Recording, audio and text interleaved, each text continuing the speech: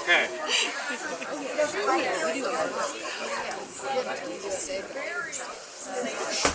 It's virtually impossible to keep everybody together on these walks, and I don't worry about it. Yeah, so we're just in general, we're going to walk down along this side of the West Vineyard, and any questions that you have about vines we can talk about on the way there. And then when we get down there, we're going to accumulate by where the sheep are. Not 100% sure, but they're there somewhere. And then we'll stop and talk. Oh, you want to go all the way down to the bottom? Okay.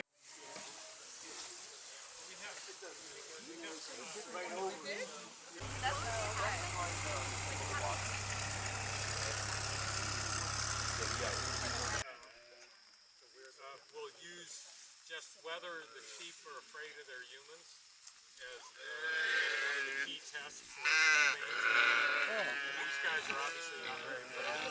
Yeah, not at all. Anyway, okay, so the sheep are commodities, and they predate the vineyard. And the reason we got them was because in our other pastures we have silvopasture, and these are very good at different types of browse. They're almost like goats. And in fact, they did as good as the goats, so we got rid of our goats. They were much more annoying to work with. So they'll eat some.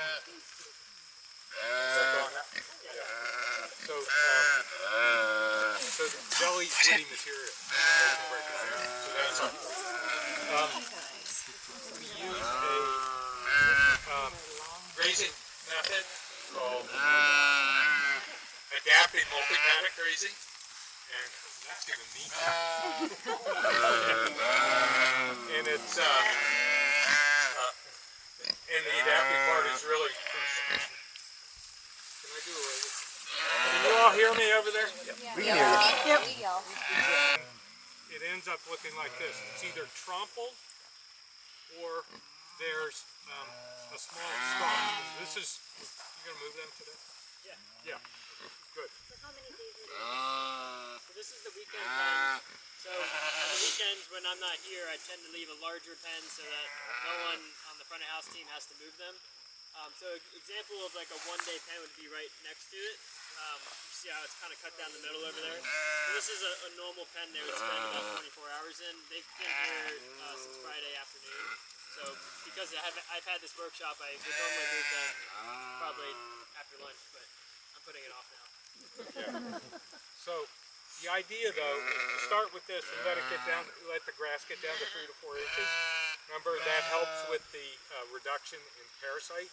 It also leaves enough stalk for photosynthesis to occur and get it growing again. So you're going to maximize your food production for the critters, for the animals, in order by doing this method. And it does take a lot of work. We really enjoy having the sheep. They're a great comfort. They do good things for they're here for the vineyard. That's the number one thing, to deposit those microorganisms. But they are a food source, and so in the fall we will cull out a variable number so that we end up with about 20 in our overwintering flock. And that is just right to be able to create paddocks like this all the way around the vineyard once. So everything is eaten, everything gets its dose of crab meal, and it all looks good at the end. One of the annoyances is after we've done our pruning, but before we've mulched, the sheep sort of mess that up, so we have to go back through and pile the prunings back. Did they ever actually eat any of the vines, or it's only goats do that? These guys will do that. The Katahdins will eat. They will. You will hear some people say, and I believe it, that there are some varieties of sheep that do not. The other thing you could do, and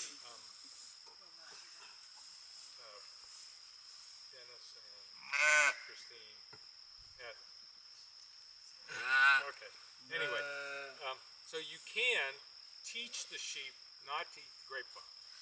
But we have a vet friend who runs sheep in his vineyard, and it hadn't worked out. The reason is what you do is get a bunch of prunings and sprinkle it with lithium salts, and it makes it, and it acts like ipecac. It'll make them throw up, and so they won't want to do that.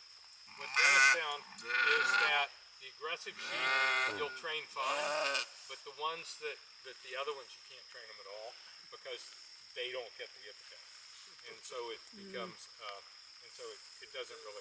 So he stopped doing it too.